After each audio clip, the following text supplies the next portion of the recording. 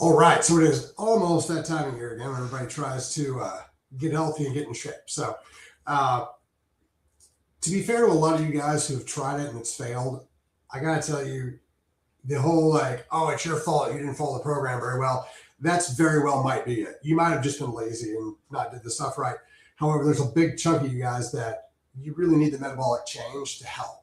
Um, I was eating once every 2 days and eating, really, really clean, and the peptides help me more than anything else. So, yeah, I got to give credit where it's due, and those things have been amazing at what we've been able to see. So, quick things. So, the three major ones you guys are going to look at fat loss or weight loss is going to be semaglutide, which is also known as Ozempic, tirzepatide, and retatrutide or Reta. If you haven't done any of them and you're thinking about it, Reta would be the one I would lean on quick, fast, and in a hurry. And it's not just that it's a better GLP-1. It's actually a GLP-3. So it has a multitude of other things it does. So GLP-1s do a couple of really cool things in the body. They decrease gastric emptying, so it takes a longer time for things sit in your stomach a little bit longer. They kind of block the absorption of some sugars, and it changes the way that your body utilizes those sugars and everything else. And so your body starts using fat as a fuel source at a much higher rate, which is great. The problem with them is that they're kind of clunky. They work really well, and there's a lot of people who are getting phenomenal results with them. And if you are getting phenomenal results with them, stick with what works for you. However, there's a lot of side issues with them. They're a little rough. Reta has calmed down a lot of that roughness. It also helps in work with actual glucagon function, and it helps radically with visceral fat and breaking down the nasty fatty liver stuff that's around the liver. Now, here's the really cool thing. And this is one of those things people ask me, like, they'll come in and be like, how come, this person's not losing or whatever? What you want to do, and make sure whoever you're working with does this, and if they don't do it, find somebody who does. Don't ask them to learn something that they need to know to treat you. When you start working with somebody and they pull your blood, if they don't pull fasting insulin, find somebody who does, because there's a lot of stuff that works with fasting insulin, such as being like, oh, you've never pulled it, we'll go ahead and pull it. Now, here's the deal. So fasting insulin is going to give you a very good indication of insulin resistance. Now, what we've seen time and time again is that insulin resistance is directly coupled with diabetic function, so diabetes. So you get everything's cool, insulin resistance, diabetes. That's kind of how it goes. So if you get your fasting insulin pulled and you're really high, oftentimes what will happen is, like, especially with Reta, not every time, but lots of times, is that your body will start fixing the insulin resistance. And let's say your insulin is 30, and it drops you down to 22, and then 17, and then 10, and then bang, all this fat loss happens. So in that case, I need you to kind of understand the fat loss that you want is great. You should get it, and it'll make you healthier. However, the number one thing you should be concerned about is getting that fasting insulin levels down, because insulin resistance, just Google insulin resistance and then anything else you want: heart attack, stroke, dementia, Alzheimer's, joint pain, fatigue, low sex drive, like anything you want to be like, oh, that's part of it. So you want to get that stuff knocked out first. And so if you're wondering, why am I not losing? Why is my body not working the way it's supposed to? That's a really key indicator on how your metabolic function is going on. So keep that in mind. So what we've seen a lot of times with semaglutide and tirzepatide is that when you're losing weight, you're also losing a decent amount of muscle tissue. There's a lot less muscle tissue lost with Reta, but there's still some muscle tissue lost, especially if you're using it right. So when I say using it right, you want to make sure that you're dosing it properly. And so when you're looking at, and this kind of goes with all of them, but it's easier to do with Reta. What you're looking for is obviously result, right? So, and I don't like to use the term side effect. So a side effect by definition is anything you don't want to happen that also happens. So for instance, if you take cough medicine for your cough and it makes you drowsy, drowsy is a side effect. If you take it because you want to get drowsy, go to sleep, and it decreases your cough, the cough is technically the side effect because it's not what you were taking it for. So if you start taking any of these things and you start noticing that the food noise calms down, great, that's fantastic. I usually don't count that as an effect to decrease dose on. Whenever you start recognizing that you're not hungry at all, that can be somewhat problematic. So recognize that, and that's a great place to be like, hey, I've got plenty. If you're like, this is a thing with Retta, if your skin starts tingling, and I get it, you're like, what do you mean tingling? The best way for me to describe it, if you're a guy, is if you just shaved your back of your chest and you put a shirt on for the first time, that weird, like, oh, that feels awkward. That's kind of what it feels like. It's not really that bad. And if you decrease your dose or you stop, that stuff goes away. It's not that bad. So just kind of tone it back and it'll be good. The thing is that once you start getting any of those things, a slight bit of nausea or any that type of thing, you don't need any more. So this is where things start to get kind of sideways, is, with all this stuff, so to the whole deal. If you start noticing, oh, I'm nauseous, or I've eaten something and it feels like it just sits in my stomach for hours, trust me, it's not worth the fat loss. Back up a little bit or discontinue it, because some of that stuff ends up going from irritating to serious pretty quickly. The other thing is that, remember, your body's now using chemistry. It might not have been used for a long time. So if your body doesn't, like, if you hold fat really easily, but you don't burn it very well, one of the things you're going to look at is that your body hasn't been using bile very much. And bile is the hormone, the chemical that we actually use to break down fat. And so you're going to have to make sure that you're getting enough bile stuff in, and all the methylated B6, and that you're getting in everything else. So usually what we will do is we'll supplement the bile as well, because we want to make sure it's there.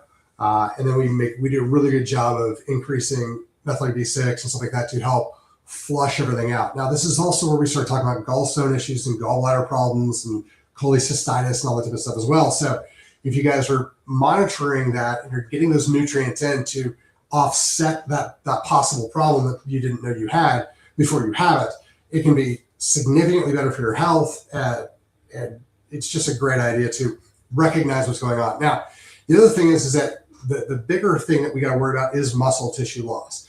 Your metabolic function lives in your metabolism. I'm sorry, your metabolism lives in your muscle tissue. So you're going to want to make sure that your anabolics are somewhere in that mix thought of. So I like to make sure everybody's testosterone levels are where it's supposed to be primarily. And if we want something a little bit else on top of that, you can also use any of the growth hormone adjuncts. We'll talk about those later. CJC 1295, tesamorelin, sermorelin, ipamorelin, like pick your blend, whatever you want to do.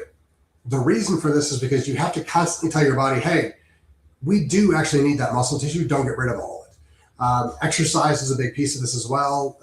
The biggest thing I want people to recognize with peptides is that they help you do the work.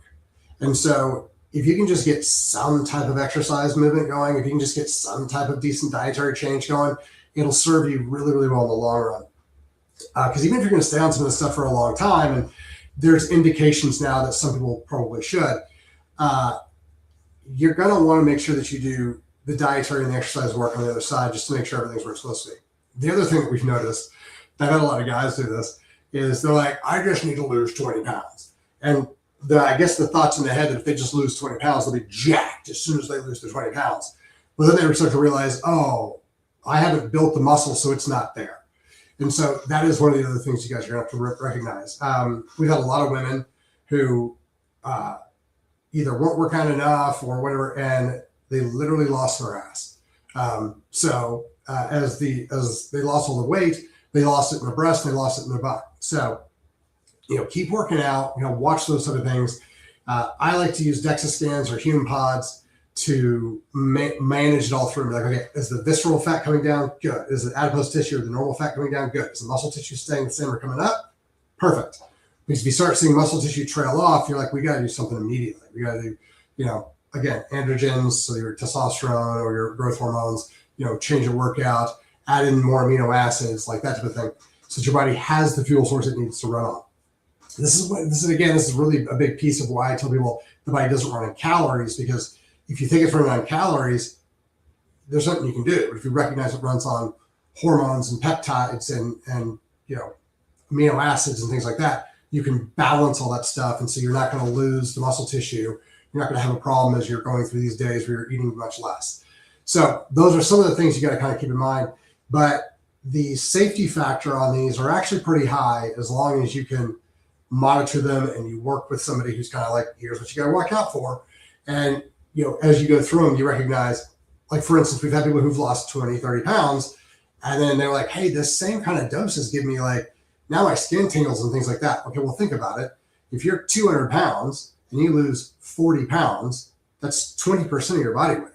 Well, if things are dosed according to body weight, you need to start recognizing that as your body weight comes down, there's a chance that the dose, effectiveness might technically, the way you're looking at it, kind of come up, right? Because like there's less of you for it to work on. So keep that in mind. And then always have kind of an exit plan, kind of have a strategy of where you want to go afterwards and where you want to end up. But they're really great tools. Like again, like I said, if semaglutide's working for you, great. If tirzepatide's working for you, great. Stick with what's working for you. Check your fasting insulin. Check your A1C. Make sure those things are where they're supposed to be, because that's really, really important. These things can make you substantially healthier, or they can kind of mess you up.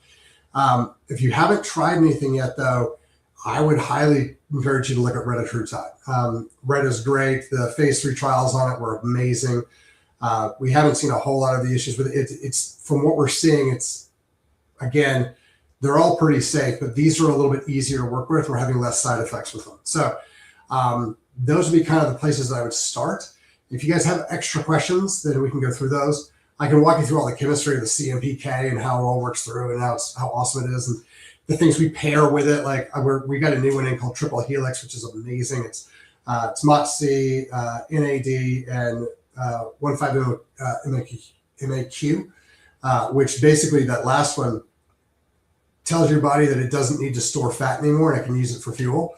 And it's been really beneficial mixing the two of them together.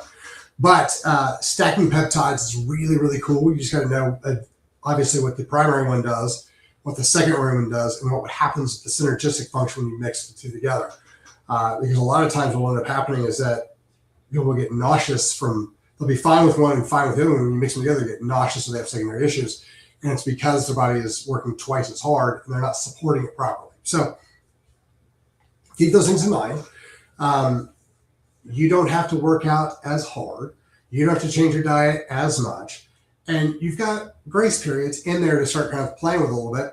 But I would highly recommend that if you guys are going to start knocking through this stuff, you recognize that there's a better, safer way to do it. And then there's the kind of haphazard way of doing it.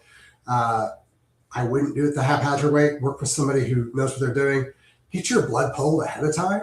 Because here's the other thing, like I've seen phenomenal changes in blood work, but if you don't know where you're starting, it's going to be really, really kind of difficult if you pull blood and be like, oh, where are you now? Because if you get nauseous, you have a problem, and someone goes, oh, we'll pull your blood. And all of a sudden they see ALT, AST, they see, whatever, they see these things like all over the place. Well, it would be nice to know where you were when you started. So, get blood drawn, get your hormones checked, have those things kind of looked at. If you're working with somebody who doesn't do this very much, they might not know what labs to pull. We get bad labs in all the time. We're like, oh, I'm running my labs pulled.